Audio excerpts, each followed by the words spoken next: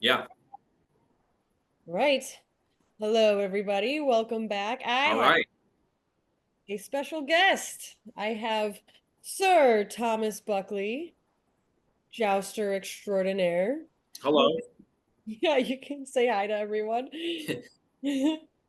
Um, Hi. whom I've had the pleasure of meeting and working with in February of 2022 in Yeah. Yeah. 2 years ago. Gainesville, Florida. Yeah, over 2 years ago now. Gainesville, Florida, at a Renaissance festival.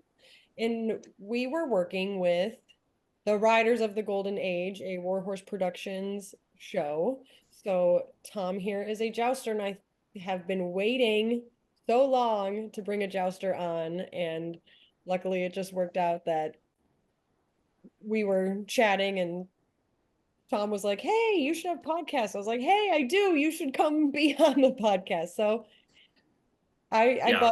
bugged him, and now he's here. Yeah. And thanks for having me. Glad to be on for this podcast here. So, how are you? Doing well, getting ready for a busy summer. But let's get into the jousting stuff because I'm so excited that you're here and you're so well spoken. So speaking of being well spoken, Tom was jousting and emceeing the show when I met him. So can you give us a little bit about what you do in the show and what the show's about? Where do we even start? I have a list of questions. So you can help you can help me drive this forward if there's a particular area you want to start with. Yeah. The So, realm what of our show is, our joust show is a combination of both like performative sport and stunts and actual like just fun performances and horsemanship. Um, we go out there and do several different uh, like physical activities where we do sword fighting on horseback, we do sword fighting on the ground, and we also do lance passes in the form of a joust.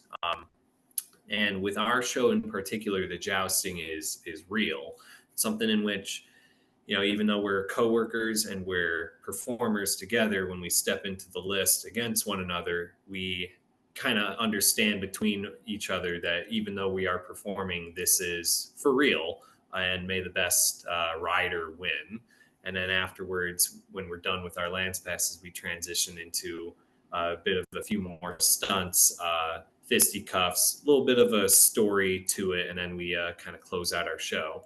And for me within this troupe, I float between the different roles in the show. One of them being the Grand or the Lord High Marshal, who functions more so like an MC or a narrator of the show.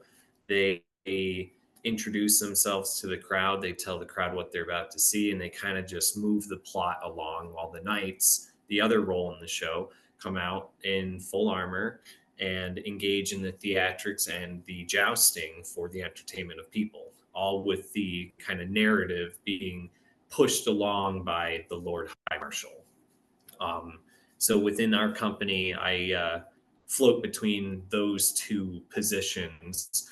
If I'm not doing either one of those positions, typically another role in the show is squire on the field. And a squire on the field for our show is kind of like a professional stagehand in a way, or I would equate it to, say, like a stagehand in a live show. They're there to assist everybody. They're there to also help further the plot and the narrative of the story along by seeing to it that the knights can remount their steeds, get specific armor pieces on that pertain to jousting, and so on and so forth. Even quick armor fixes, armor malfunctions, even something so simple as getting water, or in the case of emergency, heading up horses, engaging with horses, and either de-arming those horses and taking their equipment off. Anything that in which a free set of hands is needed on the field. Lot of stimulation that happens in these shows, which kind of makes it for a huge adrenaline rush all the time, because being the jousting show at a lot of Ren fairs, it brings in a pretty big crowd because we'll do like 2 or 3 shows a day, and it's a staple act of a Renaissance or a medieval fair. Got to go see the joust. So we get a lot of people that just come and they just sit down, and there's definitely a lot to be had out there. And for me, I like to roll through all the different roles as possible, just to kind of engineer different performance for all the people that do kind of come back every year or every day or every weekend. So yeah, that's Awesome. what I do. Yes, I was very impressed with your scorekeeping abilities right there, mic'd up in front of the audience as we were playing the games. So how long have you been doing this? Um, I started with the Joust troupe in 2015. So I'm coming up on 10 years. I first started performing at Renaissance festivals in 2014. So this summer will be my 10th year doing any kind of work, especially at my home show up in Sterling, New York. Uh, I got into this through my Renaissance fair, and I was on cast there. And being on cast, I worked alongside the captain of the joust team, this guy named David Shade, and then another former jouster on Queen's Court, this guy named Silas Holtz, in which we had to do like some sword fighting shows on cast, but then we also, as being court members, had to go see the joust that David Shade, the captain of the joust crew, was on. And I inquired about learning how to horse ride and do some stunts, and they kind of offered me a spot in 2015. So I've been doing it on and off since then. I was doing it full time up until the pandemic, and then when the pandemic happened, I kind of shifted into a more seasonal or a part time where, in emergency situations, I will tend to be available for emergencies if they need an additional person at a specific show, if somebody's taking time off, or if somebody gets hurt. So yeah, on and off for almost 10 years. I would put at a healthy 9 right now. Yeah, that's a good long run. Yeah, I know. I'm not even as long as some other people that I know. The captain of the joust team, this guy David Shade, he's been doing it for over 20 years. Silas Holtz in the crew, he's been doing it for well over 10, over 15 years, I'd say at this point, I believe. We have another guy in Minnesota who's same thing, been doing it for over 15 years. And then even another jouster you met, this guy named Mark, at the time that you met him, he had been doing it for well over 10 years. So there's a few people that definitely got decades of years already on me. So sometimes when I think about 9 years and think about it being like, oh yeah, that is a long time. Uh, Feels it's better. nothing in comparison to some of the other people I've met, and that's just within our own troop. With some of the other full contact troops that exist out in the Ren Fair circuit, and then even theatrical troops. There's some people that have been doing it like for their whole adult lives since like their 20s, and man, that just bedazzles me in a way. But yeah, thank you. I totally forgot, and you mentioned it, Minnesota. So I'm Uh-huh. in the Twin Cities. So anyone listening who's my neighbor and is around the Twin Cities, you guys are the troupe who do the Minnesota Fair. Funny enough, though, that I met you in Florida. Yeah, I know, right? Um, yeah, I haven't been out to Minnesota since before the pandemic, sadly. I've been aiming to get out there to do a weekend or two, or even just a full run if I got the time, because the Minnesota Renaissance Fair, that's a huge fair. Big one. It's one of the biggest in the country, and like Yeah. the fact that this troupe's been performing there for decades is pretty cool. Uh, so yeah, like this being part of a troupe like this that is like such a big staple act for a fair and has been there for a long time, it feels pretty cool to kind of be amongst these kind of like legendary performers and figures, a name in a way. If you go to Minnesota, let me know because I'm here this summer. And then anyone else, you can meet the at least the I was about to say co-workers, but fellow performers, fellow riders. Yeah, Yeah. That's awesome. Anybody really? I mean, if I get out to Minnesota, yeah, I was definitely gonna let you know because then I would be like, hey, can I come in for like a trick session or something? And Absolutely. or at the acrobat session, if there's like a hey, spend a day doing it, the whole rigging.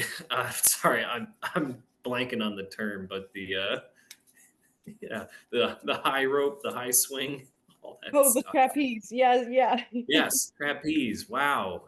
Oh man, I've Okay. wow, I can't believe I couldn't think of that word. Trapeze. But how many times have you had to run into a trapeze? Ah, have I run into a trapeze? I'd say zero. I've never been on Exactly. a So trapeze. I've jousted, and a lot of times I'm like, what's this piece? What's this piece? But Oh, I have no excuse. I Um, guess.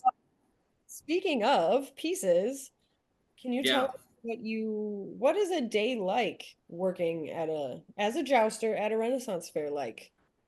There's a lot of costume. Um, lot of costume, long days, physically, no matter what role you do for like in the Warhorse Productions company, no matter what role you do on a fair day, it's always going to be physically grueling. That's something that I guess, in addition to the costumes, just the general horse chores and kind of barn chores and labor that you have that follows with it. So on a fair day, we still got to get up, feed the horses, and kind of get them ready.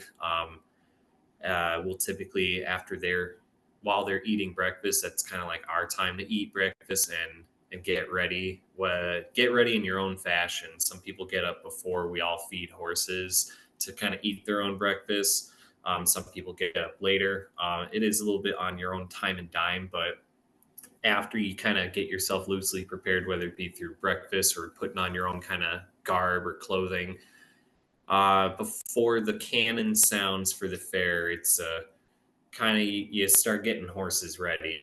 So if we got to take them out of the pen and tie them up to start brushing them off to get saddles and costumes on them, because some of the horses, not every horse is going to be jousting on a fair day. Some of them have to do another attraction that the company does that is horse rides. And um, if you're if you're performing that day or working horse rides, either way, you're getting horses ready for their work day.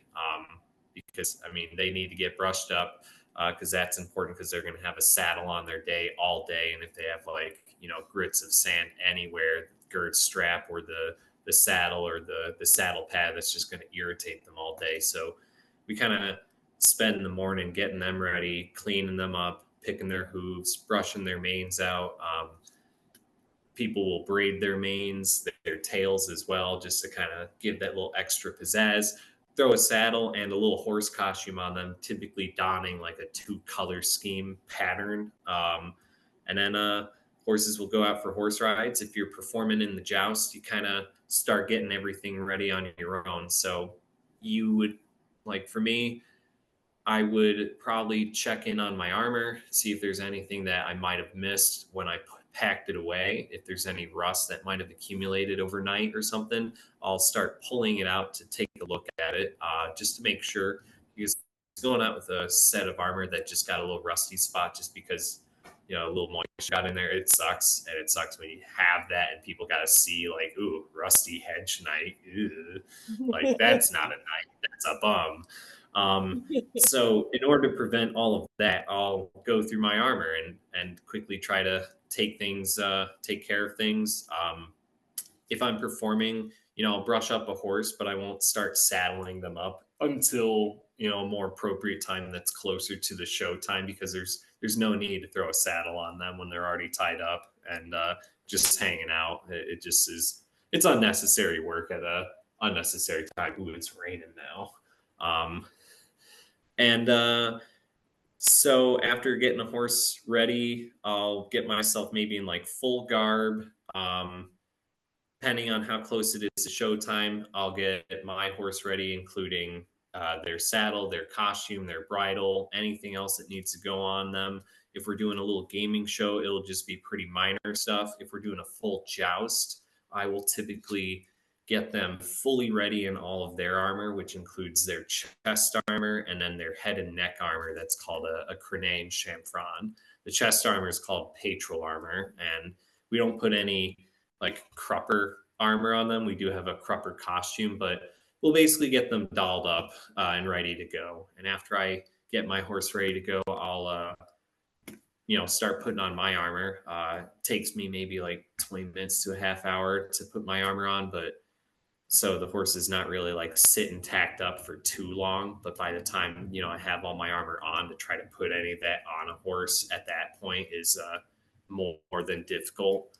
And the other kind of ruling is you don't have a squire get your horse ready in our troop or put the armor on, because you're the one that's riding it. And so if anything does happen at all, like if a saddle's loose or if a leather strap broke, or something, God forbid, something happens with the horse armor or something, it's not pinned on some squire. It's always the rider's responsibility in our troop to get your horse fully ready. That way, so you're the one that's held accountable should anything go wrong. And I mean, like the most minor of anything go wrong. A costume rips, or again, the girth strap on the saddle wasn't tightened up enough and it was a little slippery, anything. So after I get my horse ready and I'm in the armor, I get out, do a show, and then do a little talking to the crowd after a show, let people take pictures, answer questions. And we get all manner of questions from people, and nobody ever hears you answer the exact same question that the person right in front of them just asked. Is it hot in that armor? Yes, it's hot in this armor. And then another person, is it hot in that armor? Yes, it's hot. Is it Third hot in your person, tank top? Yep, it's hot. It's just hot. yeah. The third person comes along. How much does that armor weigh? About 100 pounds, maybe. And then they ask the next question: is it hot in that 100-pound armor? No. And then depending on, sometimes on a fair day, we might rotate people throughout the roles in the show, where you might joust, say, one show in the day, or you might joust both. If we have a surplus of people, we'll give other people those opportunities to kind of step in, work with the horse. If anything happens to a horse, we do a lot of we got to check in with everything after a show, just make sure everybody's okay. We'll typically develop a show roster plan for who's going to be doing what shows at what time, and we'll adhere to that plan unless something comes up. If somebody's feeling sick, or because it's so hot in that armor, if somebody didn't eat enough food or hydrate enough and now they're getting real thirsty, it would be prudent not to send them out for round 2 when we can just sub in somebody else who has the energy and the capability. Or like a fluke happens and suddenly you got the flu from a patron and you're vomiting everywhere. But we'll typically like check in with one another after our first show, and then kind of just keep going into the rest of the day, do a second show, same kind of thing, talk to people. And then at the end of the day, when the show's over, and our shows are over, typically the show will break down where all of us in the armor, we got to take the time to get our armor off and then put it all away. That way, so it doesn't get stolen or left out in the open where moisture can get on it. So there's a whole pack away process that we got to do every day. Similar to how like sales boots have to pack away their product, we just got to pack away a collection of gear, and that's our own armor, our weapons and tools that we use, the horse armor, the horse saddles and costumes. After getting all that kind of packed away, and hopefully the fair's closed by that time, we'll basically have to do evening horse chores and kind of either brush up a horse, maybe hose them off if they're really sweaty, and then feed them dinner and kind of let them go about their day. So for us, like on a given fair day, it's typically like a good 12 to 14-hour day, almost every fair day in a way, just because of the need of horse chores. It's definitely a grueling physical labor kind of fair day, and fair weekend is typically 2 days, and then there's the 3-day weekends, and then there's some fairs that will even have like fair days in the middle of the week for like field trips and whatnot. So you'll randomly have like 3 fair days in the middle of the week, a day off, and then a 3-day fair weekend.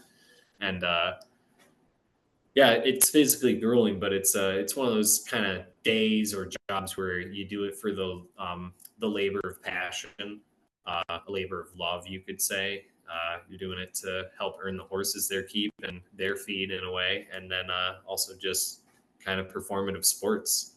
Yeah, getting to work with horses, it's a unique opportunity that uh, I don't think anybody ever really can recognize the value of it until they're actually doing it. Before I joined this troop, I had never ridden a horse in my life, right? Never even thought about horses. I maybe rode a horse once, and that was kind of like a pony ride at a barn where you're just in a round pen being led around. Yeehaw! But before this job, I just kind of look off at horses and treat them almost the similar way that you treat a deer when you see it in the middle of the road. Just like, oh yeah, there's a deer. Oh, there's a horse. Um, but after getting to work with them and spend a 12, 14-hour day in the sun, the rain, whatever the outdoor weather is, with the fair being open, you kind of develop, at least for me, I developed a nice love and appreciation and respect for the working animal. And even just the working genes in a human being sometimes. So fair days for a joust troop typically are long and grueling, no matter what role or rostered part you're doing. You're always in it for the long haul of the day, no matter what. And everybody's always on call in case an emergency happens. So, Yeah. yeah. I was going to use the exact same words, but you already said them. Labor of love. And it's the day at a Renaissance fair is very similar to a circus, and a lot of those performers actually cross. If you're an equestrian performer, many of them do cross into both realms, like myself. Yeah. Uh, but it's fun. It's an adventure. You get to Yeah. like, Game of Thrones, Lord of the Rings in like real life. And speaking Yeah. of horses, the horses with this company are all Percherons. So they're like double size horses. I mean, I have that awesome video of me jumping onto Titan, Yeah. who's like 18, 19 hands. And so can you talk about the horse that like you guys are paired, not just hopping on any mount. You guys are pretty much paired with certain horses that you get along with or right for the job? Because you have a couple different horses that you kind of switch off with, right? Yeah. So the troop has a small collection of horses that they travel with. And the goal is to make them all as uniquely versatile as possible in terms of like when a horse enters into the company, have them be successful on horse rides and being led around. And then even when riding them into the show, which ones are successful for the stress of the job that is a joust, because there's a lot of stimulation out there. Which can really kind of get not only just the horse, but the rider that's on them. And we try to figure out like the best pairings of rider and horse based on where that rider's skill is at when they're just learning these things, and based on where the horse is skill at for how long they've known what it is that they're being asked to do, and then uh, how well the rider's meshing with them and kind of developing that rapport, that teamwork. Um, so I've ridden a lot of the horses in the company. I've jousted on a good collection of them, not all of them. I definitely have a few favorites. Everybody's got their top 3 or 4 horses that they love in the company, that they love riding or that they love spending time working with. Um, I could tell you with utter certainty, there's a few horses I love riding, and then there's a few horses that I love working on the ground, like horse rides with all day, but I hate riding that horse, but I love working with them for this. Or other horses where, yeah, I love riding them, but I hate working horse rides with this horse, or hate having to do this with this horse in the show because it's tough.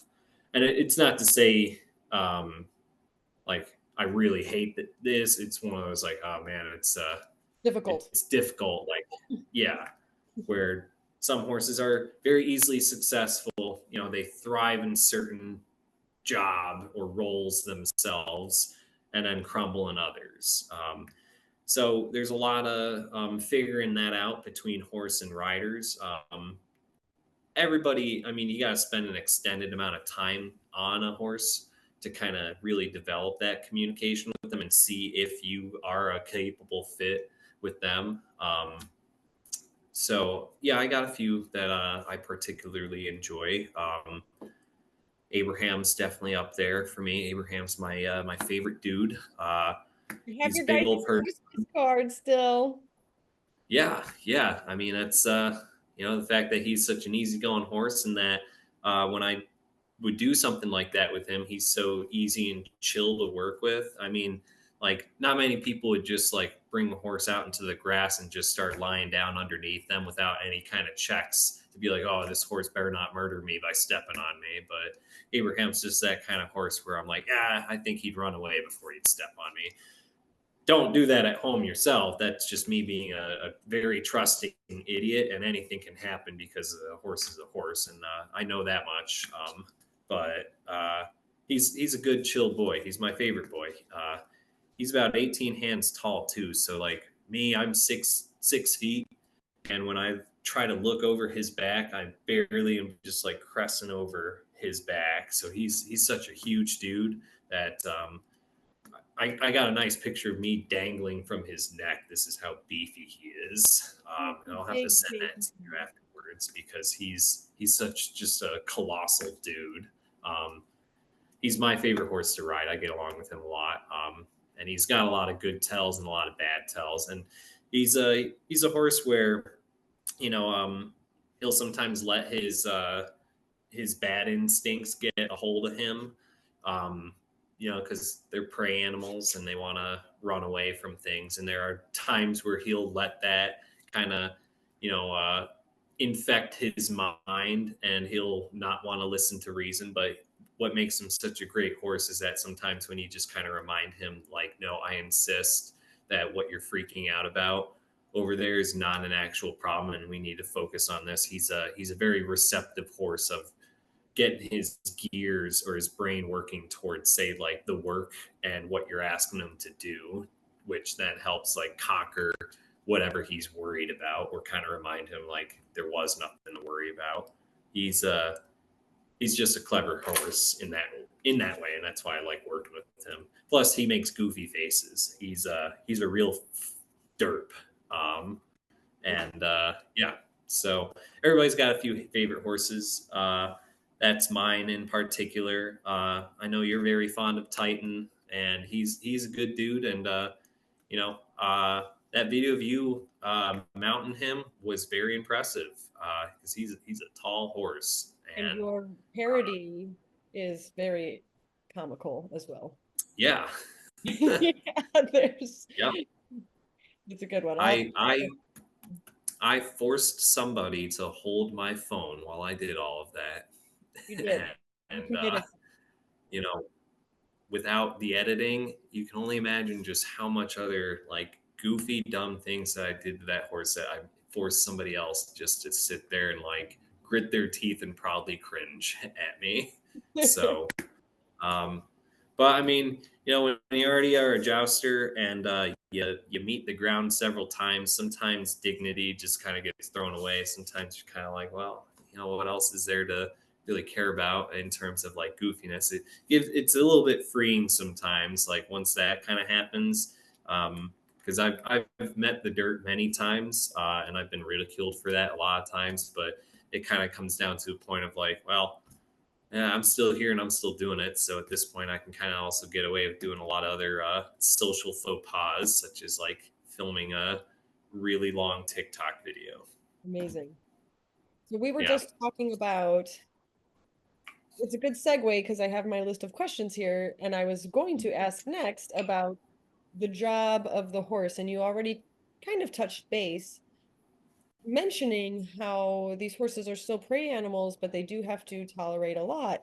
So I was going to ask, what is the kind of training and the job required for like what is required of the horse, by the horse, for the horse, meaning Yeah, I'm assuming it's similar, well, also my experience in the joust arena, to circus, where they really have to be quite desensitized to many things. Speaking of, your company's horses are super impressive because at Minnesota horse horse fair, it's not the horse expo.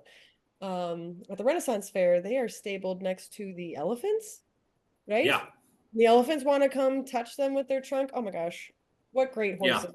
But basically, long story short, they have to be desensitized to the audience, the elephants, the kids on the bouncy trampoline, the the clanking, trumpets. the trumpets, the clanking of the armor, and then of Yeah, course the impact and the hit. So just other than what I yeah. said, what could you add to that? So, I mean, the end goal, and I wrote down some of this stuff, so I'll just read off what I was writing down. But like the end goal is a good confidence in themselves, to basically confidence in the maneuvers and the direction that you're trying to give to them in the middle of a show. Because working with the horse, it is like a dance, but you're always the leader.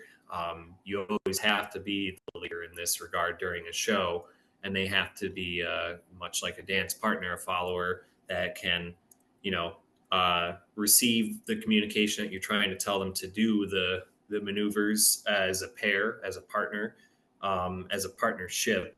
So the end goals being like coordination with their own feet and with the communication with the reins, because we typically have a foundation of like Western reining, but there are certain aspects of the show where even though we do have that foundation in like Western reining, we have to try to disengage our hands as much as possible so that we don't rely on them as a rider as like a safety net or a handlebar to hold on to in the stress and heat of the moment.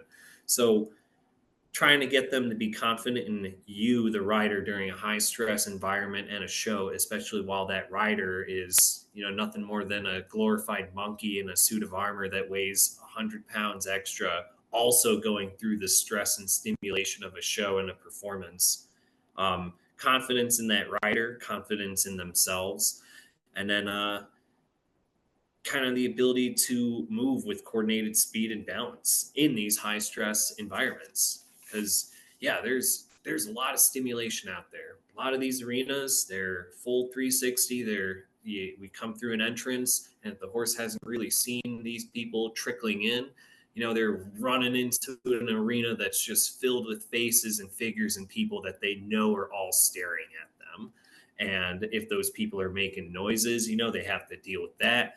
um, all the visual spectacle of that. If there's people, screaming and shouting, if there's people jumping up and down, elephants in the corner, a trampoline thing in the other corner going off, trumpeters, and then people that are just wearing their hilarious Ren Fair garb that is also, just flashy and triggering.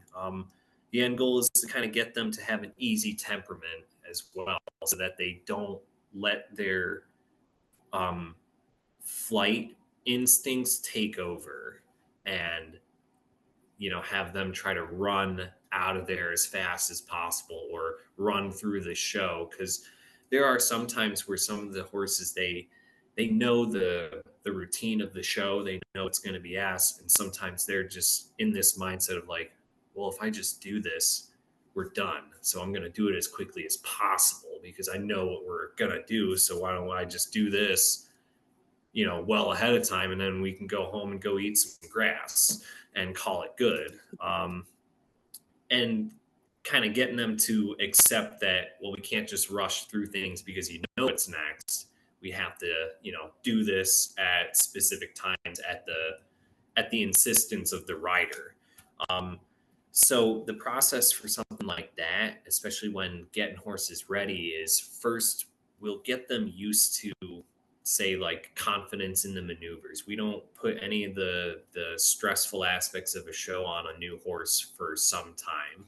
Um, we'll break them in, get them used to somebody being on their back, practice the changing of gaits from walk, trot to canter, and then even from a walk to a canter on a circle, on a counterbend. And then there's even the rollback maneuvers, the leg yields, and all sorts of shifting, getting their confidence in their own ability to do that first with their rider and their own coordination. And then we start to introduce elements of the show and even a fair day to them. So one of the things that we'll even do is to get a horse used to, say, a fair day, because it's a fair day for a horse is 2 days out of the week where they're suddenly not hanging out in their pen. They're grazing animals. They want to graze for, what is it, like 20 hours out of the day. A fair day, they don't get to do that, unfortunately, and that's a bit of a culture shock to them. So before putting them into a show, we'll start assimilating them into like the fair day mode by having them work horse rides a little bit, or hang around horses at horse rides and get them used to, like, this is what the hours of a fair day are going to be.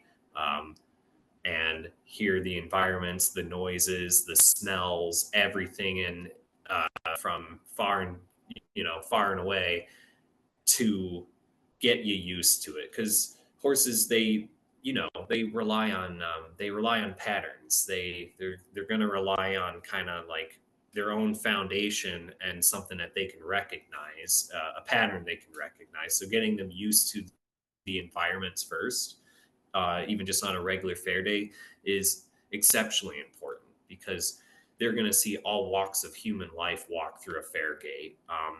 You and I see people on a fair day that you wouldn't see anywhere else, any time else.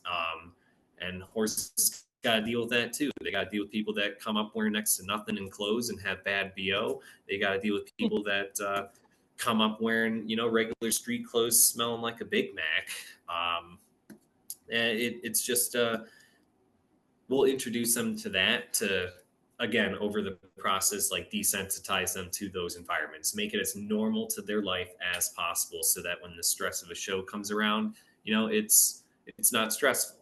And then when we're getting them ready to joust, we'll start introducing those concepts. Somebody will start riding in armor on them, and that's even a slow process, where not a full suit. Somebody will hop on them wearing just a set of legs and a chain skirt. That way, so the horse can feel the difference in that person's weight from that small adjustment.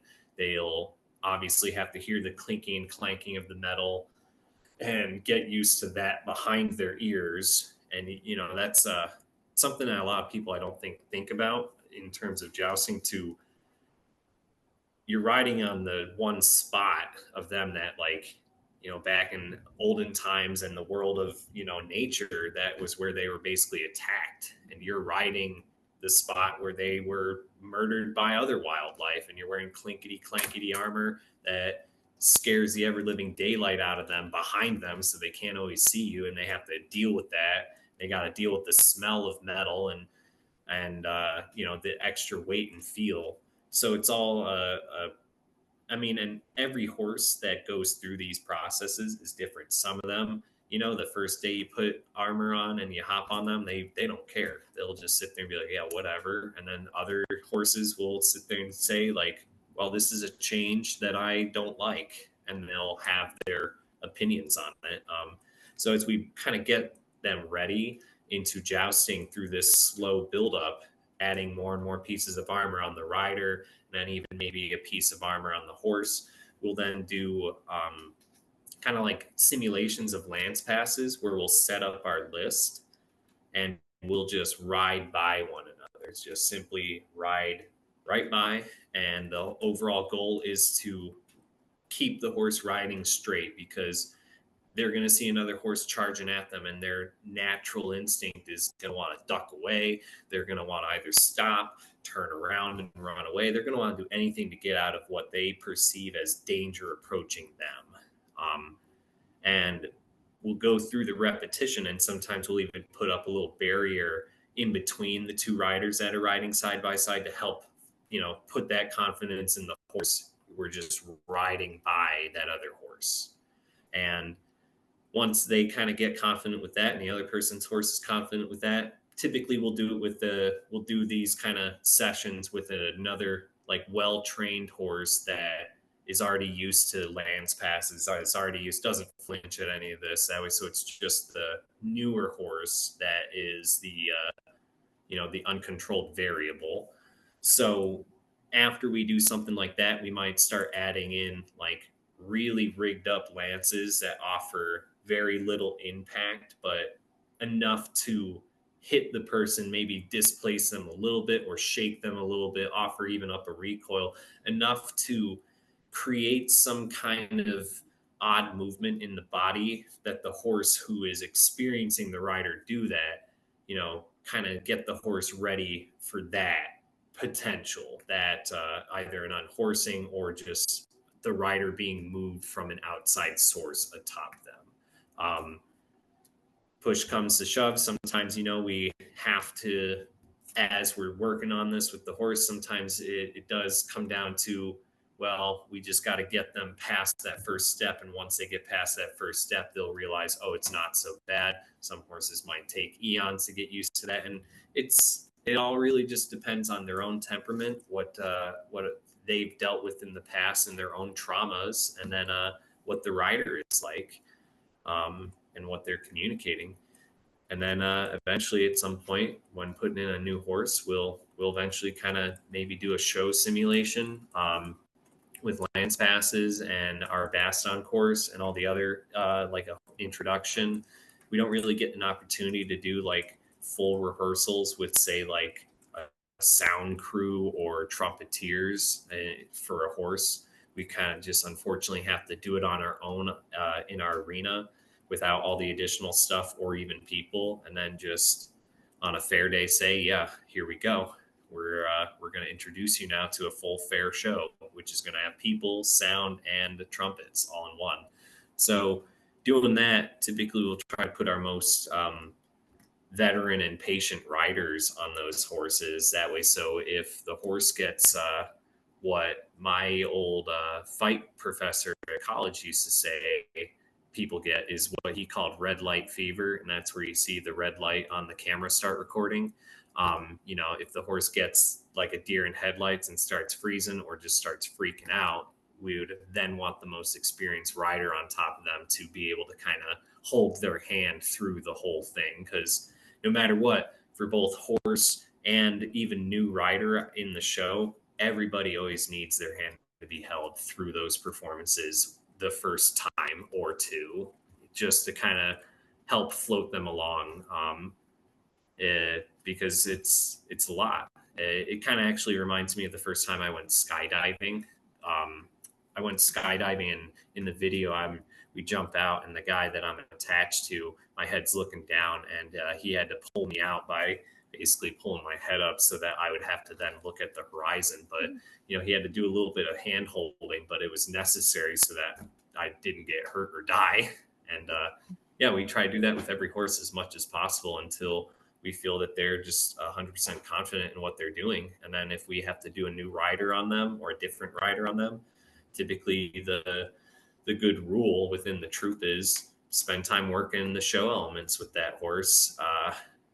Because much like human beings that might do like a fight for a show, or even dances for musicals, you need those dance rehearsals, you need fight rehearsals, you need to do even like warm-ups or like quick refreshers. And much like that, horses in the troupe, they all need that kind of somebody to rehearse something with them. That way, so they can go into a show with confidence and poise.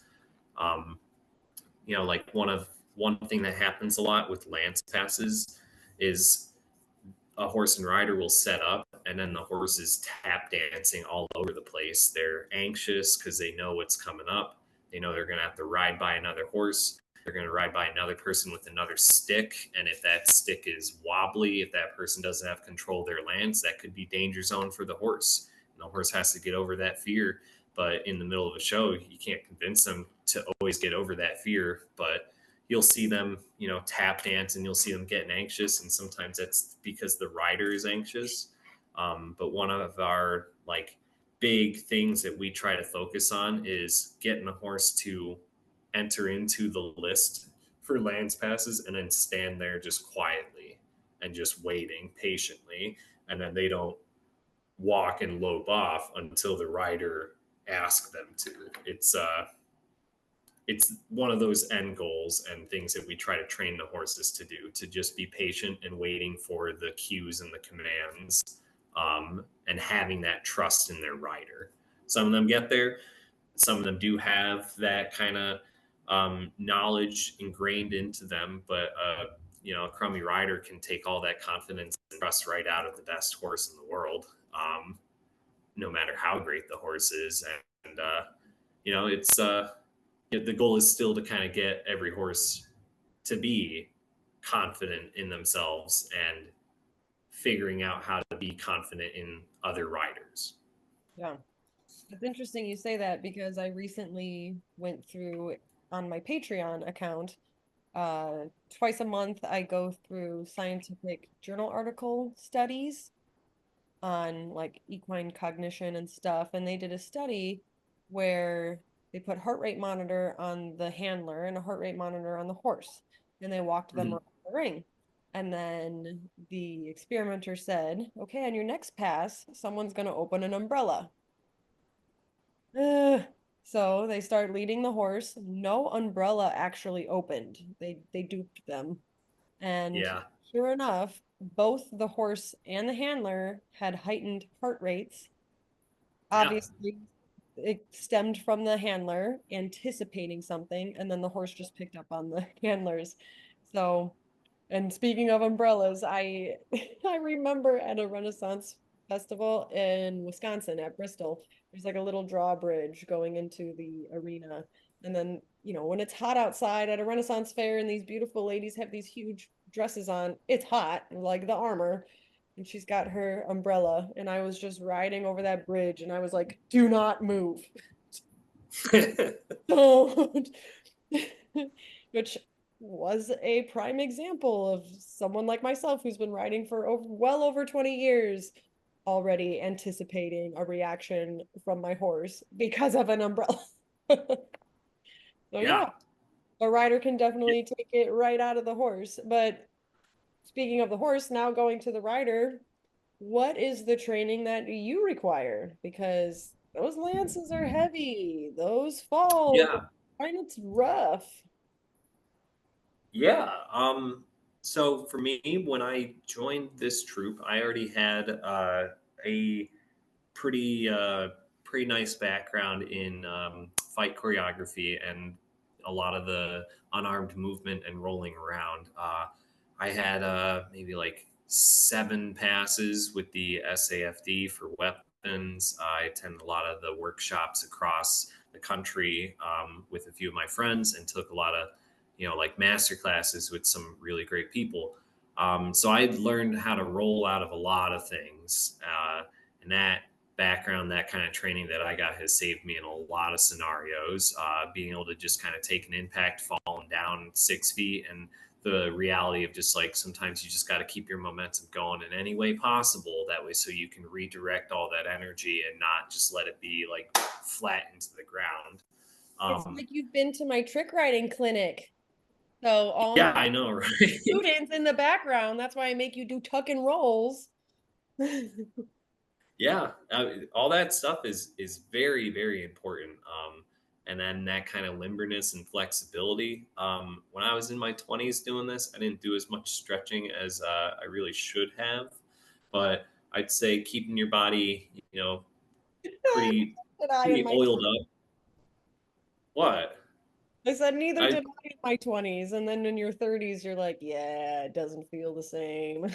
Yeah, stretching, taking care of your body. What the other thing is on top of that, I mean, I was a sporty kind of kid. I loved playing outdoor sports and being outdoors a lot, and being able to endure the heat of the outdoors and the humidity while wearing a 100-pound suit with a helmet on too that doesn't have many breathing holes. Being able to kind of endure that is another thing that you kind of have to be ready for. I grew up being a downhill skier and loving winters and having to where layers upon layers. So being comfortable with like very minimal movements with your body because you're just wearing so much or it weighs so much or you're just not being able to comfortably move, and being okay with that is another thing that a lot of people kind of forget when they're training for this.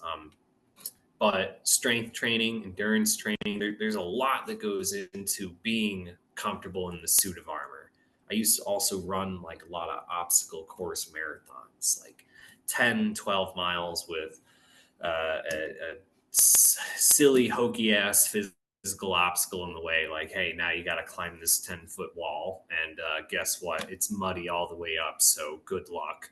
Um, Stuff like that helped me, I guess, know how to conserve energy, apply the energy that I have into a fair day and endure what it is that I am doing. I used to work as a package handler at FedEx while I was in my 20s on the road traveling. So I would be in a warehouse facility with no AC, but fans that just circulated the hot air back into doing what was the equivalent of like just package handling, unloading trailers, and just sweating it out. So the training for everybody's different based on their needs, but for me it was always just constantly being ready to sweat through your clothes and be comfortable with that, having to get your body used to the idea of you're going to be wearing something for a half hour to an hour that weighs an excessive amount, and getting your legs and knees used to that because they're going to be bearing a lot of that brunt, and your lower back, and then the strength training for lance work. So when you're doing a lance pass, a lot of it is your own balance and coordination on the horse, and then your own strength in your own arm and your upper body to maintain control of the lance, all while at the same time having your lower body maintain the movement with the horse and kind of keep flowing with that. So a lot of muscle control.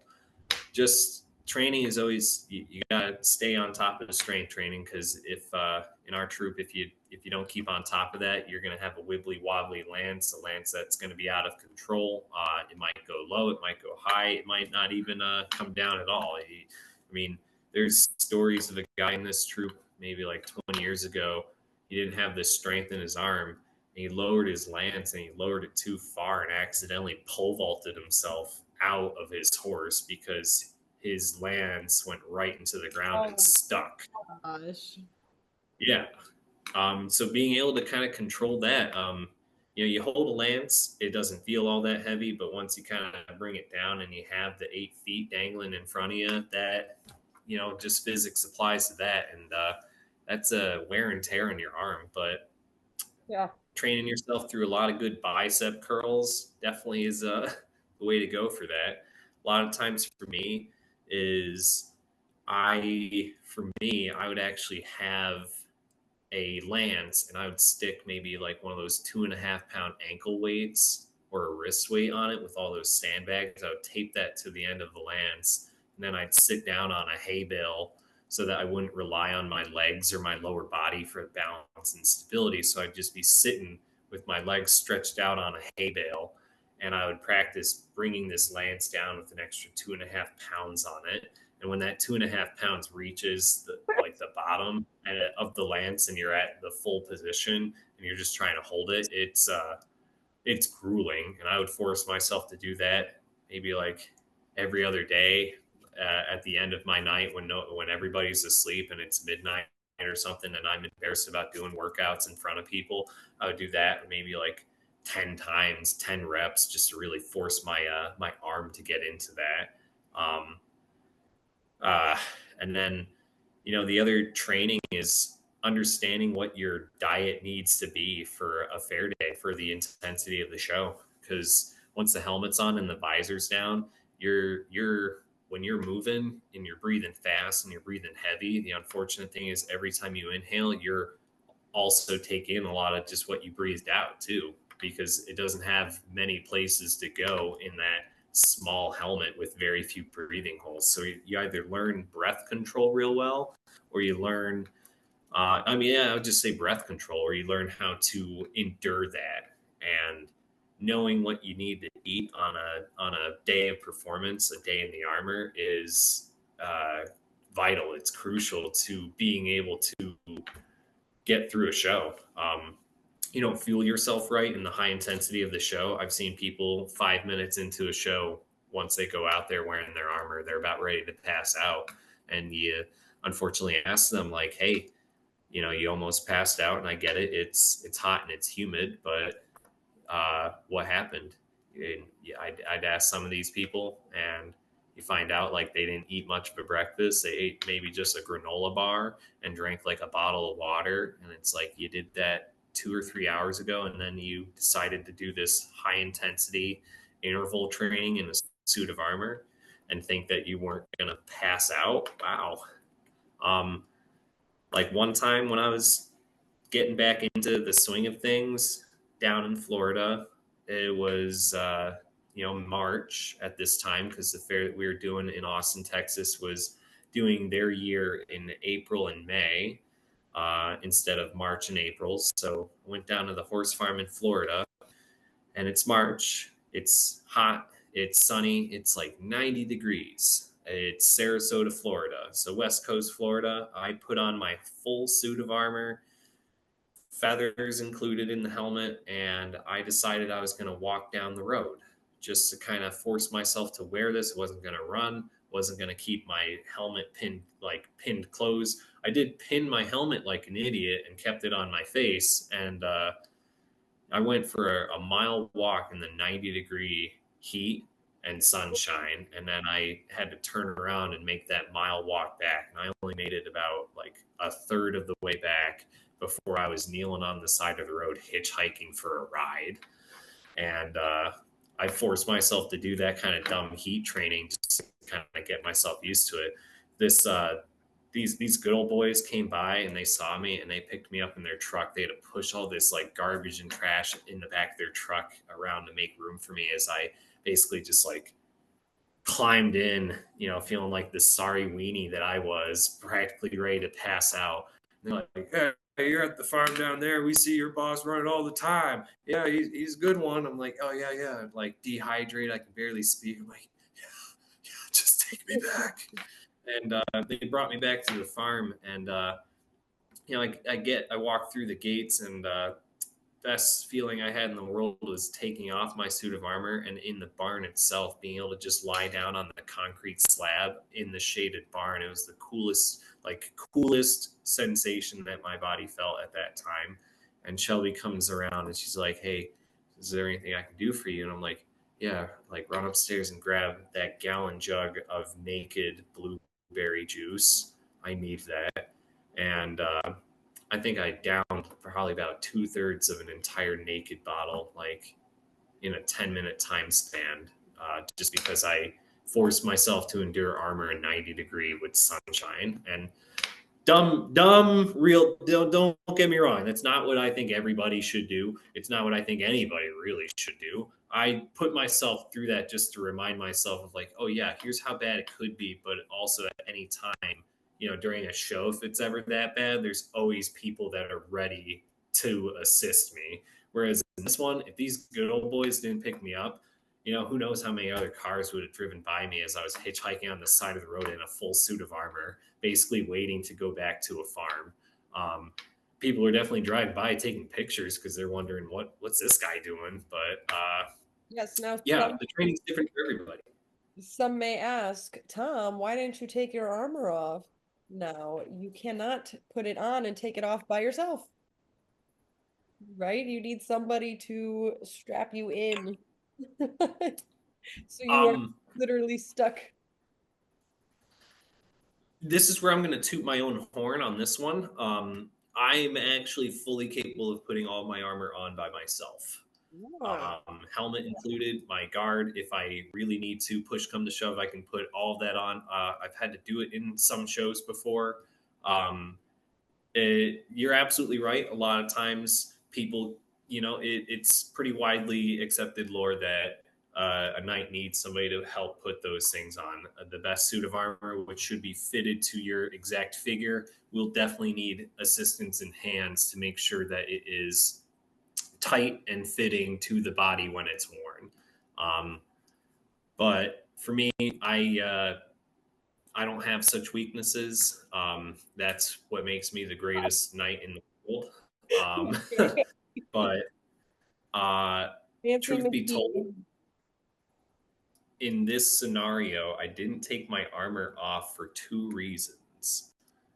First, I was out in the road and I didn't want to just leave it on the side of the road where anybody driving by could just come by and pick it up or sideswipe it because it's metal. Even if somebody's just looking to salvage things and just collect that sweet steel salvage, I did not want to chance that. And then, secondly, the pin that I put in my helmet was just a hair too big. So it was kind of stuck and wedged in there. So I could not get it off in all of my stuff. That was the one time I was incapable of really getting that off. That when these good old boys came by, I had to help that. Like, I had to point exactly to what they needed to do because I couldn't talk because I was so dehydrated. Oh, And they eventually were able to get my helmet off and shuffle me in the back of their truck. I mean, I could have been kidnapped right then and there, and I probably wouldn't have been able to save myself or anything. And was really just trusting on two strangers to just give me a ride back to the farm. And hoo ha, did I get that? But yeah, most just about every night out there. Yeah, typically it's you got to get somebody to help you to put on your own gear. Yeah. speaking of night, every night for a night at a Renaissance festival, much like circuses, you are staying on site. So some Mhm. like to call it glamping. I personally have been in um like totally primitive camping because the joust was in New Mexico at a pueblo where we were very far from electrical outlets. And I believe Lindsay, who you know, Lindsay and I did bathe in a creek, a nice cold creek once over the whole weekend. And then you get some campsite or some fair sites where there might be some, you know, shower stalls, bathroom stalls. So can you just briefly go over what is it like to like after the day's over, what are the accommodations like? I remember we had an Airbnb and you guys all stopped by when we Yeah. were Bill. Yeah. Got a shower. We're like, Yeah. please shower. We have to work with you. Yeah. I mean, we have like a hot water heater for a shower unit, but a lot of times, especially for that fair in Gainesville, Florida, in late January and into February, once the fair day is done, and it's done extra late for us because the sun sets and yeah, the horses are fed, and you kind of have to take care of yourself last out of all things on the fair day, unless it's an emergency. Rule is horses first, and then go take care of your dinner plans or something or shower needs. And by that time, it's dark, and at that fair, it's cold. So, what is our shower accommodations being a hot water heater that we just hook a hose up to? Gets cold, and like when you guys bought when you guys rented that Airbnb for us to be able to go utilize like an actual bathroom and a warm shower room where like once you turn the water off, you don't have to try to get dry as quickly as possible. Otherwise, you're going to be cold. It's definitely nice. Um, a lot of the other fairs that we'll do, it will be spring, summertime. So at the end of the fair day, the little shower house that we have, which is typically like constructed out of 2x4 in pallets with a tarp just draped and screwed into it around it to create like a little tarp shower house. At the end of the fair day during those nicer weather fairs, it can be just an easygoing outdoor shower. In a tiny enclosed tarp tent, you could say, but it can be pretty relaxing, pretty comfortable. For the most part, Just you about guys, everybody. Hmm? I was saying like for the most part, you guys are camping or you're in trailers, right? Yeah. So when I started out, I was in a tent. I bought my first tent at Gander Mountain, And it was a nice little tent. And that's kind of, yeah, for everybody that joins the company, it's your accommodations, your living accommodations, or whatever you want to make of it. Um, we're when we get these contracts with the fair, our bosses have been really, really good about ensuring the accommodations for living are met, which include power and water, running water. And those are just the two basics that we need for the horses. And we just kind of lump off of that. So the water that we utilized for the horses to drink will also have an additional hose to feed into a shower house. And then the electricity to keep the fence wired functions the electricity for most of the trailers. And people's tents will have, say, electricity running into their tents.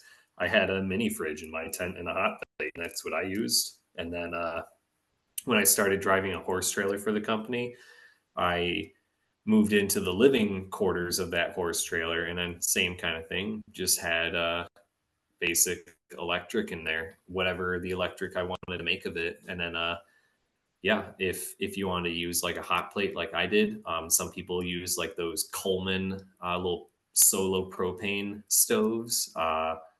Everybody has their own different needs and wants. We've had people that had, like, when they first joined the company, their tent was quite literally like a little coffin tent that's lying down on the ground, and they kept everything in their car. And then some people have come around, and right out of the gate joining the company, they just roll in with the truck and trailer, um, or even like a camper van. It is glorified camping, tent living, however you want to make it. If you can afford it, you can afford it. If not, then you're affording whatever living space you can, afford. And if you have to work additional like side hustle jobs on the side to be able to afford a lifestyle like that, then go for it. Like when I joined, I had to I missed two payments of my student loans my first year, and my father, who was like my co-signer on that, he reamed me pretty badly for that one, and it was just 2 months. And I was out in Minnesota, and that was where I resumed my part-time work with FedEx Ground, because I needed to work the Monday through Friday part-time just so I could pay off my student loans and still kind of live the lifestyle that I was living. Because being in a tent and with the basic electricity and water, it's nice and all, like didn't have to pay rent nor utilities, but that's about what it was. If my tent ripped, I had to do something about it. Either patch it up, get a new zipper, or if it really got destroyed, I would have to get a new tent. My first tent that I got, it rained one year in Louisiana, and this tent had, instead of just your standard like two poles going across, it had four poles. So it created this like strange little zigzag like X formation, but in the center of this tent was just like a diamond. And when it rained, that little diamond had a little pool of water right in the center of the tent, like right on top. And it rained on me. And I woke up in the evening once, and I'm just staring up, and I just see this giant water bubble, like kind of weighing down in my tent on me. And took, I was a real idiot about this. I took an umbrella and figured, oh, I'll just poke it up. Instead of actually just using my hands and pushing the water off, I figured an umbrella. I was definitely like sleepy, hazy still. And this umbrella of mine had a metal tip and went right through the tent. And this entire pool of water just drenched on me right in the moment. And That's the like only a thing I could do cartoon then, scene. hmm, I said that's like a cartoon scene. it was, though.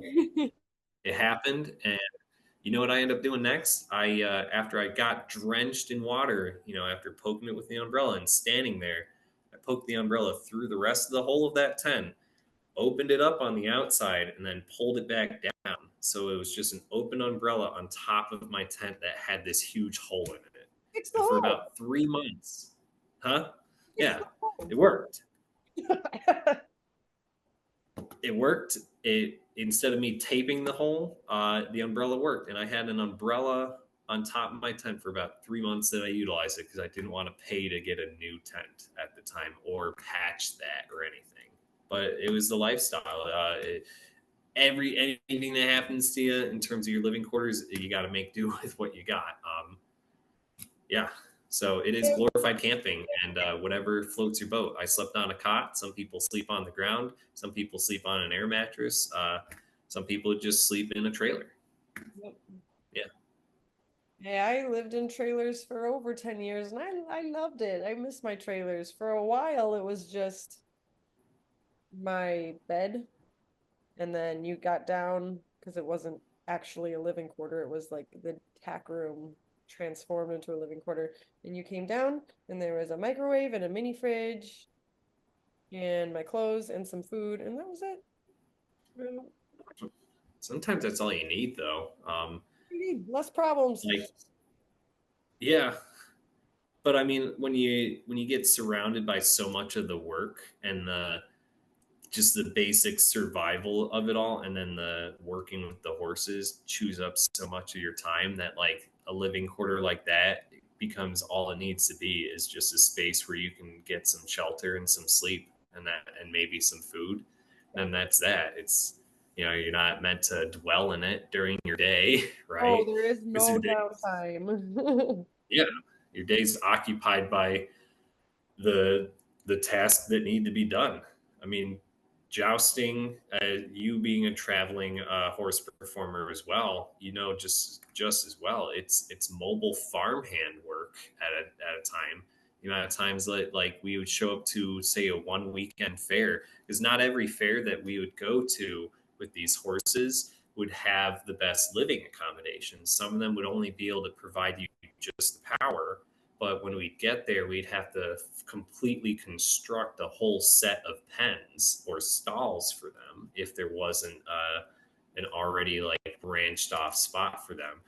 Some fairs are so young that they haven't been able to build that infrastructure yet. So when they would contract a troupe like us, all they could really say is, "Well, we have a water spigot and one outlet over there," and yeah, you're going to have to build your own horse pens. Some fairs that the company's been involved with for a long time have had stalls and pastures like built out for the company that when we get there, we can just turn the horses loose right in there and say, yeah, yeehaw, go feast yourself on this New York grass for the better part of the day. Um, we'll see you at dinner. Like uh, real roughing it, real primitive at times. There was a fair that we used to do in Oklahoma because it was at a state park. They didn't have like electric or water for us, so we would have to.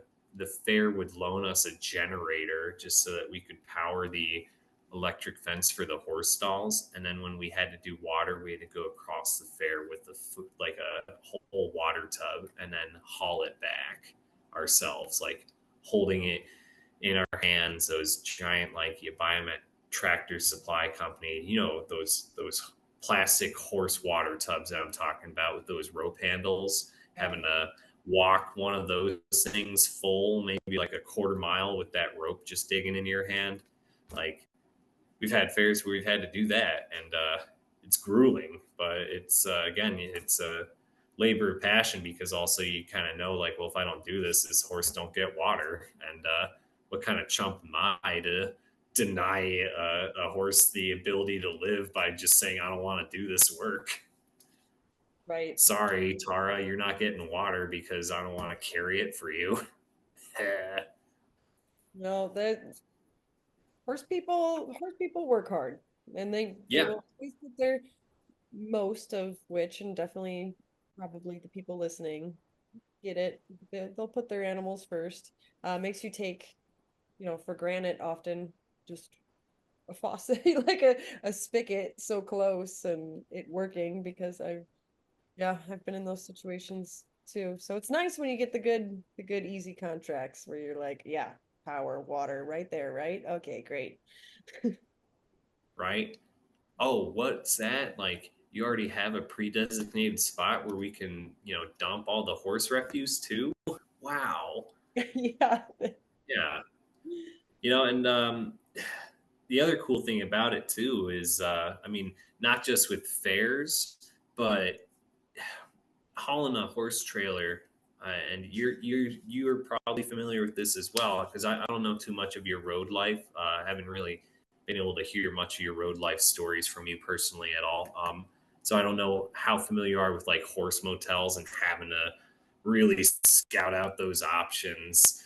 And like there's some that roll out the red carpet for you when you book your reservation and you say, oh yeah, I got 4 percherons, and for a lot of horse barns that have never dealt with big draft horses, like for us, sometimes we'd go to a barn staying over for the night, and like the 3 owners are all like waiting at the gate for us because they want to see the percherons. And then there's some that we'd get there and it's like Joe Schmo and his wife just own this 3-stall barn, and they don't even have a bathroom for you to use.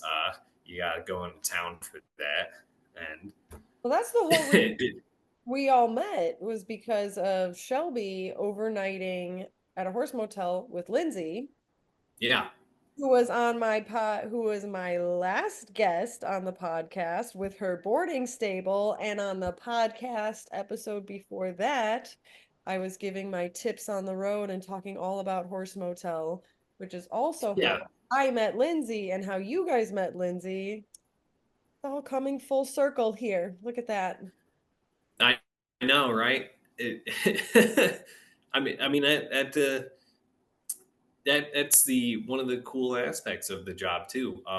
It's one of the things that really lured me into jousting was the whole like, yeah, we're when I got offered the position by Dave, he said, when this fair that you're doing right now in Sterling's over, the troupe is going to Minnesota next. There's a spot in the troupe for you if you'd like. And I said, okay, well, what's after that? He goes, well, we keep traveling around.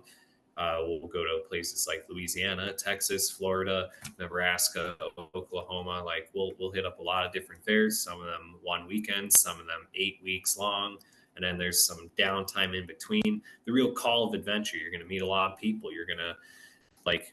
I got to meet people from all different corners of the United States and hear, just the struggles and strifes that they go through in their lives. And even when I was working through FedEx and working at all the different FedExes that I went to, I got to meet people that were just your regular person, not even affiliated with the fair, but like, hey, I'm Joe, the Cajun from Louisiana who's got a real strong accent, like, or dudes in Minnesota.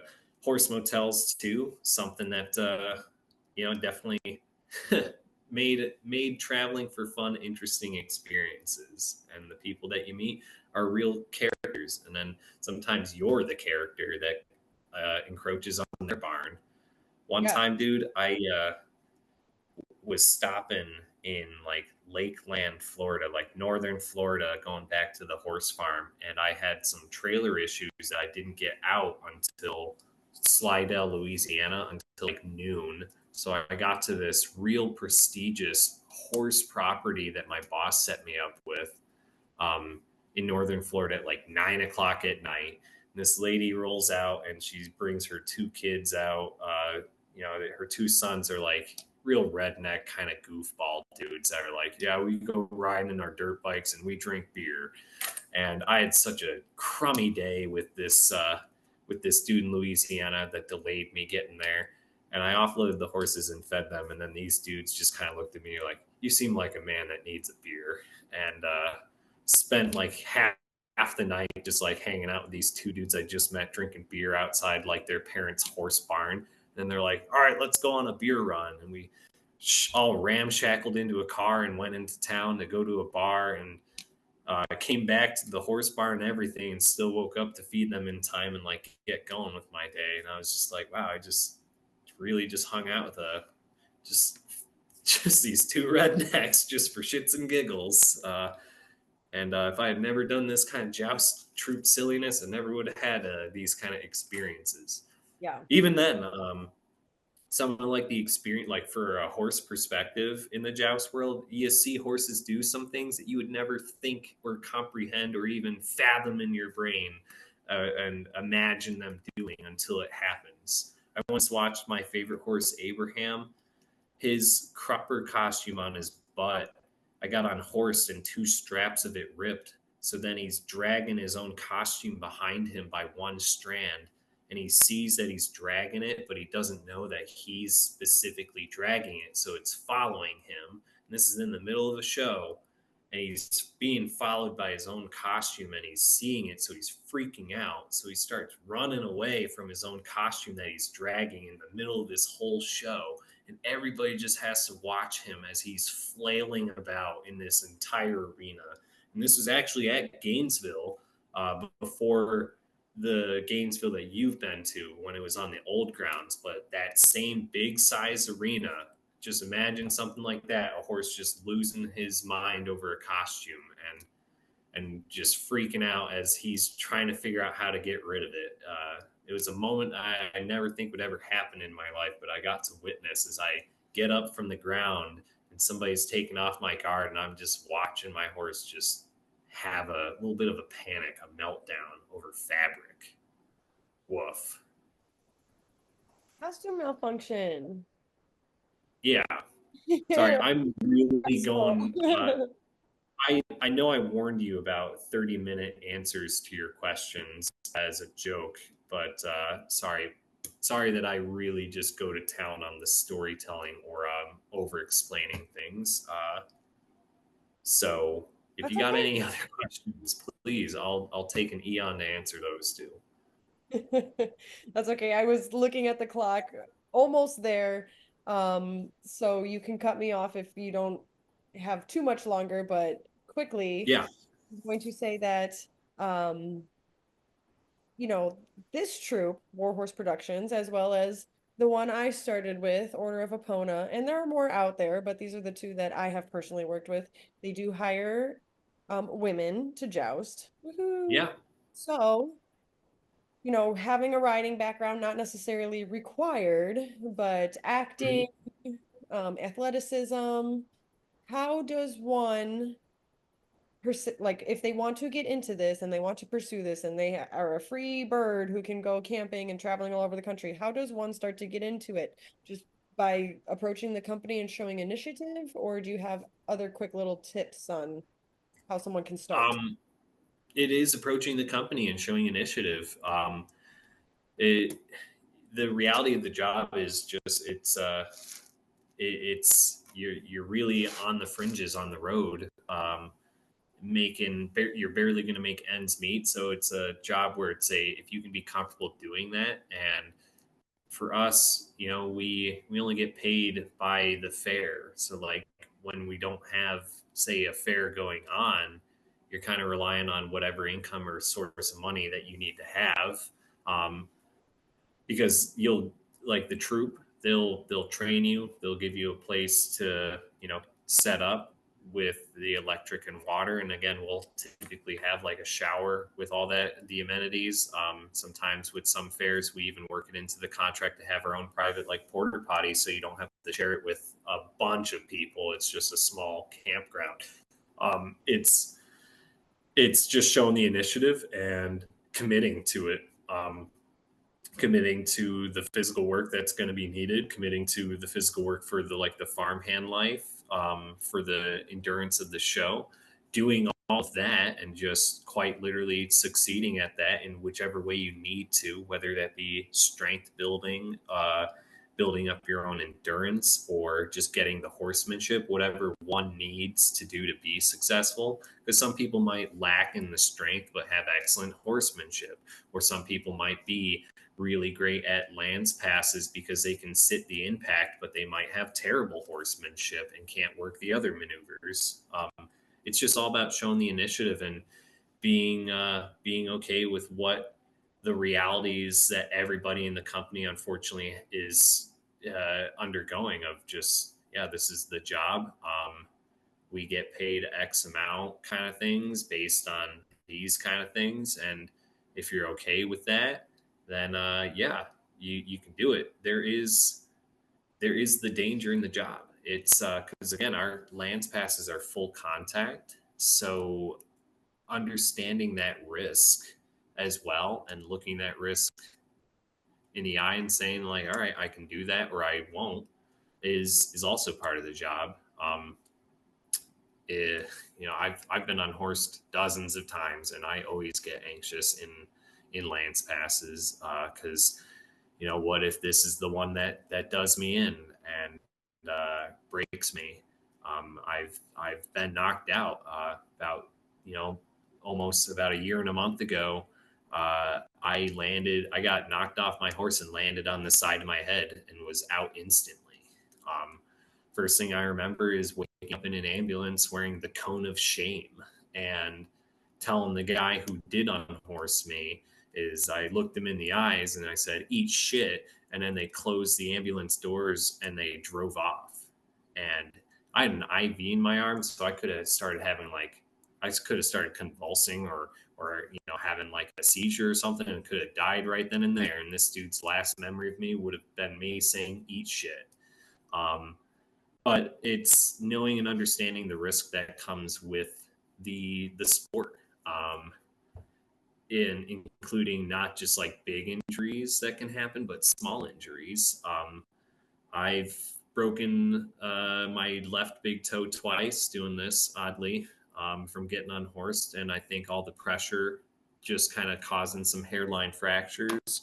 Uh, I once had like the flesh of my ring finger here just shred itself out of my finger once just from a hard impact. I've seen people that took lacerations to the finger because maybe a sword hit them while their hand was exposed and out like this.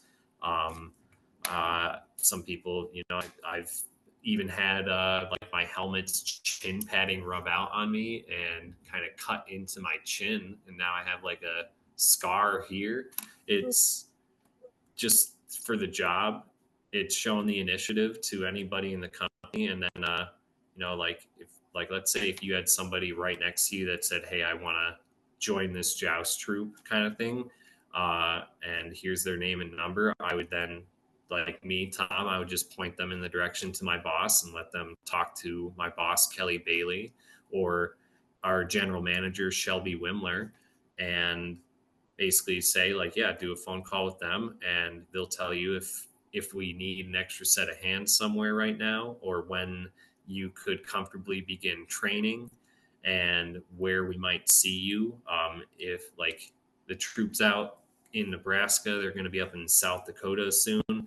If somebody were to join the troop now, they'd probably meet up with us in New York for the 2 months that are going to be spent there before moving on. It's just all about being.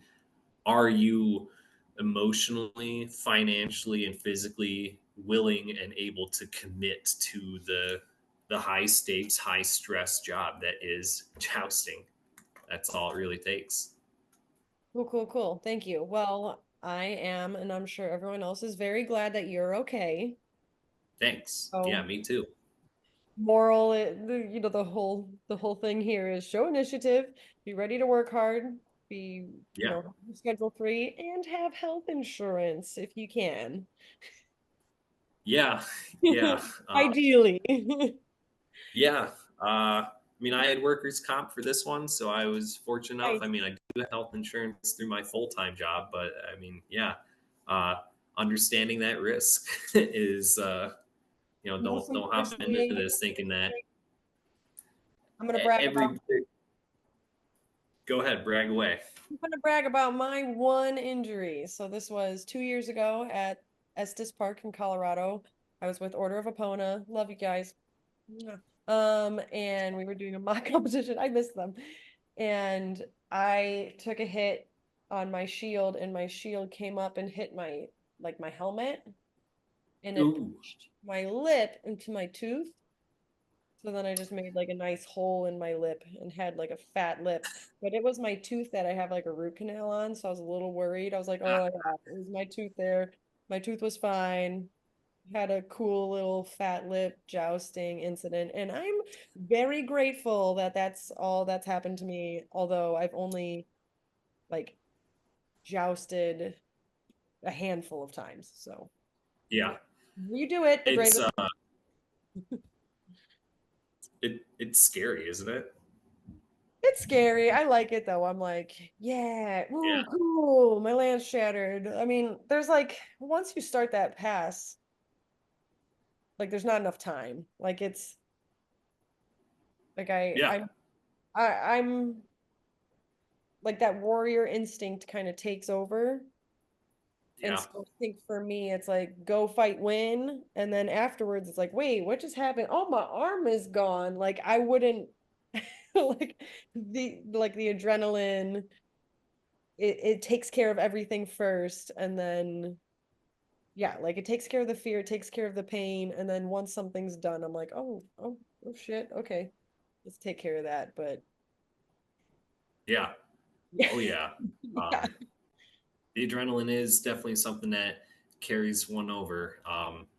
I've definitely relied on that, especially when I've been unhorsed and rolled out of it, and like been on, back up on my feet. My other golden rule was always like, if I get unhorsed, try to get back on your feet as quickly as possible, because if you just lay on the ground, I've noticed the adrenaline will die down a mhm. lot quicker and a lot easier, and then getting up sucks because the adrenaline's gone and you're sore. So I've always found that, like, all right, if I'm back up on my feet, like within a second or two, the adrenaline will still stay there. And even if the soreness kicks in anywhere, at least I'm on my feet and I can kind of go to the next part of the show, especially piggybacking off the adrenaline. I mean, it's another reason why like we all basically do it, because we're all like extremies in a way, adrenaline junkies. Ride the high of that one and really just kind of hoo ha, ain't nothing like it kind of mentality. It's, I mean, and that's even just horse riding in a nutshell. Can't tell you how like adrenaline inducing it is to always just be on a horse and just be like, oh yeah, at any point, if I want to just get the zoomies and go faster than I can run, me and this beast can do it, and that's pretty cool. I like going fast. If I go downhill skiing, I'm trying to zoom downhill as quickly as possible. I have too much fun doing it. It's all for the audience. And I love it. And then you get to go, are you not entertained? Yeah. Oh yeah. I mean, I enjoy making people laugh. I enjoy making people giggle. I mean, one of the other fun performative things about the show is when you're in the armor and you have your helmet on. Even if you pop your visor open in these giant arenas, no matter how much you try to project, the audience will never hear you, Yeah. because they're not going to be able to hear you over themselves or whoever the narrator is. So it becomes a fun exercise in physical acting, and how much can I really pantomime and express emotion through just quite literally my body language, and how expressive can I be to really kind of convey something to the audience. It's and that, that's one thing that I get my jollies off on for this kind of work, is the adrenaline, and then the ability to just kind of be fun and goofy with physical comedy if I want to, and convey fun emotions and expressions through just my body. Because yeah, again, most people can't see my face in this. You do And then the so best is well at these things. yeah. And the other cool thing is, and this is probably one of my other fun things I love about the job, is being able to work with the horses and get people invested in the horses. Um, we had a guy in the troupe. He would come out and do his little tagline, and he would always just do one tagline, like, "Are you prepared to cheer for me?"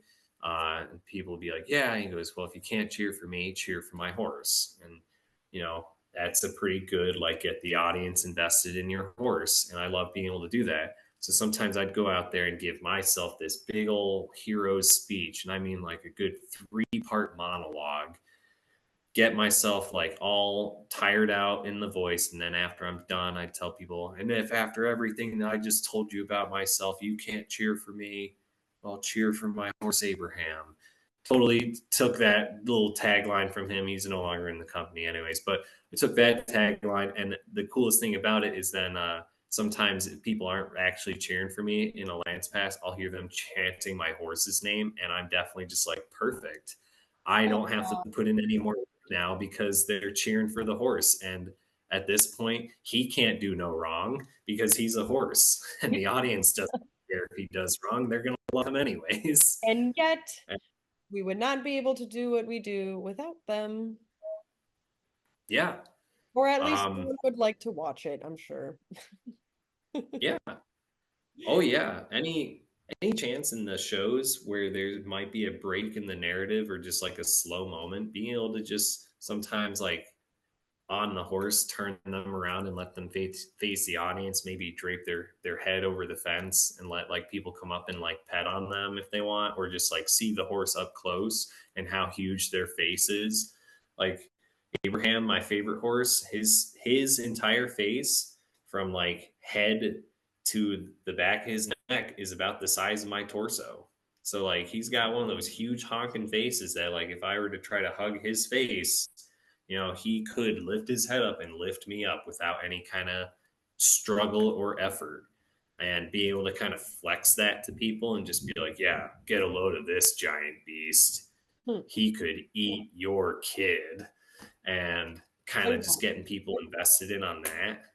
And then, at that time, Abraham, being the perfect boy that he is, and what I love about him is he'll let out a big steamy fart or a big steamy poop, and then people have to endure that. And yeah, His a Renaissance but fan, so as they should get the complete, authentic experience. yeah, it is, I'd say, the real magical part of the job. You can go to Disney World and experience that kind of magic where they really put in a lot of the production value in the presentation for it. And then there are times where, like with the horses, with our troupe and the Renaissance Fair and the Medieval Fair, even just like on something like horse rides, you get to experience that kind of genuine, true, raw magic in a Yes, one thing I love about the Renaissance fairs are the rides that are manually operated. There's people pushing them. Love those. Because there wasn't power back then. Okay, I have um, one final question for you. yeah.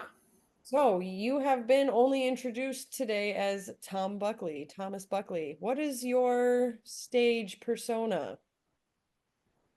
Um, so my knight name is Sir Christopher Hatton. Oh, there we Um, have it. he actually was that was the character I played my first year on cast at the Sterling Renaissance Festival. He was a knight in Queen Elizabeth's court. He had all these other different ranks and titles, but in actual history, he did own his own suit of armor and did participate in the full tilt. And so when I joined this company and was seeking out a character name, some people would utilize their name. Some people would just take their middle name and first name and swap it. Some people would go with a full new name. And I just figured, okay, I'll just go as this guy. He's a different character. He's a full name. And historically speaking, he's an actual dude that did joust. And I have the pictures or like his art of his suit of armor and like the records to prove that. So I just started to adopt Sir Christopher Hatton. Great. What's funny is we did this fair in Nebraska, and they had a Queen Elizabeth and all her court, and the captain of her guard was a guy named Sir Christopher Hatton. And I go out there and I announce my name in the show as Sir Christopher Hatton, and then the actual cast, Sir Christopher Hatton, sitting in the background. He's just like, "What? Oh my God! There's two of us."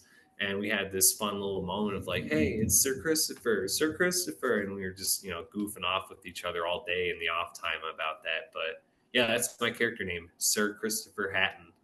Love it. Thanks. The only thing that I haven't asked, which I don't need to ask, was just about jousting itself, although I assume that anyone listening probably has an idea, medieval times, something like that, of what it is to joust. Go ahead, look it up. There's plenty of resources out there. I Yeah, suggest, oh, it is very theatrical and perhaps not historically accurate. I like to start everyone off with the movie A Knight's Tale. Come on, Heath Ledger, just start there and you can get the whole idea. Don't slow blink me. That is a great movie. Yeah. I You have know, friends that that movie's the whole reason they got into this. oddly enough, I did not see that movie until I was in like my second year jousting. I had never seen that movie. You And better. when I watched it, I was actually more annoyed and aggravated Oh, by it's it so than I good. was And the sitting. soundtrack "No." is so good. Yeah, yeah. You know, fantastic stuff. It's I would say it is a fun movie, especially for anybody that is unfamiliar with jousting.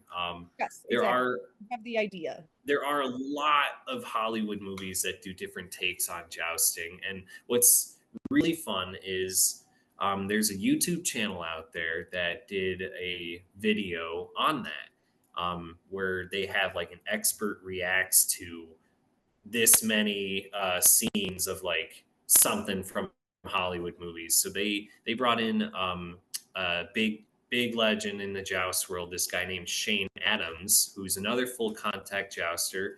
He's the owner and founder of the Knights of Valor, and they have their own troupe. And they brought him in to do a little expose on a bunch of different Hollywood movies that featured jousting. And that I thought was probably one of the better, well done YouTube videos that I've seen out there, especially in regards to jousting. So, like for all the listeners out there that don't know what jousting is or are curious about all the different varieties of it, especially Hollywood takes on it, I would recommend that YouTube video of like jousting expert or armor smith expert reacts to jousting movies. And I'm doing a terrible job of butchering that title, but it is a clever and well done video. And Shane Adams does offer a lot of information on things in that is fun and informative. And his breakdown is it's entertaining to watch. And he And we should just promote people to go to their local Renaissance fair and go see it. that too. I mean, wherever you're at, it's definitely uh, a change in perspective. At my home fair, I've roped in so many of my ultimate frisbee teammates to come to my home fair here, and some of them are just always so wowed at the fact that like, oh, there's an actual like constructed village here. Oh, people actually just live over there. And I'm like, yeah, those are people that travel the road, like that do this full time. Before you met me, I used to be that kind of roadie, and that's kind of what it is, and stuff like that. If it's a big one, if it's a small one, if it's a brand new one, get out there to go experience it. I always feel like the big top circus is like the prestigious version of like running away to the circus. And you can't really run away to the circus so much anymore unless you're an expert in the craft in one way or another. But a lot of people have packed up their things and run away into the Renaissance Fair and traveled that circuit, and it's definitely something I'd say everybody should go check out. Not TV shows or TV series. Go check out your local Ren Fair. Just go get a sample of the different lifestyle and art that comes, even if you just go for a weekend. Check it out. Go get some mead, go see the joust. Next time Yeah, we're all in costume. But thank you, yeah, Tom, so much. This was a lot of fun. I think there's a lot of awesome information in this episode, and I've been, yeah, I've been dying to get a jousting episode in there. So I yeah. appreciate Thanks for having me. It was a pleasure to be on here. Yeah, it's a pleasure to share some goofy stories and really droll on. I could droll on for hours, but you don't need to have a 5 hour episode on jousting with just me. maybe one Uh, day we'll do a part two with like story swapping or something. oh, dude, hell yeah! If you got some fun road stories, I'm always here for story swapping. I could Yeah. tell you the fun story about how somebody didn't have a porta potty and I had to go number two, and I had to take a dump in their horse manure pile. Yeah, but I that's a remember lot. I remember that story when I met you. So on Yeah, that note, this is Tom. yeah, yeah, yeah. Oh yeah. Some there's a lot of experiences to be had, a lot of experiences to be shared. If you are interested, yeah, as you said, round two, just doing some story swapping. I'm always game for that. We can do that. Uh, yeah, get a nice little prop bonfire thing in the corner, and yeah, yeehaw. But again, thanks for having me. This was a pleasure. This was a delight. Yeah, always down to talk about horses if given the opportunity. So yeah, Right. Thank you so much. So signing off. Good night. Good night. I just thank thought. you. Good night. Okay.